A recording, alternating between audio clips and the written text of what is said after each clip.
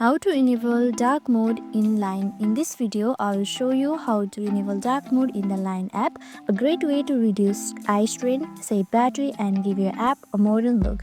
For this, open the Line app.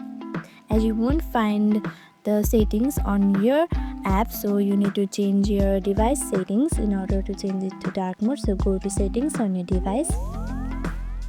Scroll down until you see display and brightness right here. Tap on display and brightness. Now you can see dark mode right here. Tap on it and your system device will be changed to dark mode, as well as your Line app will also be changed to dark mode.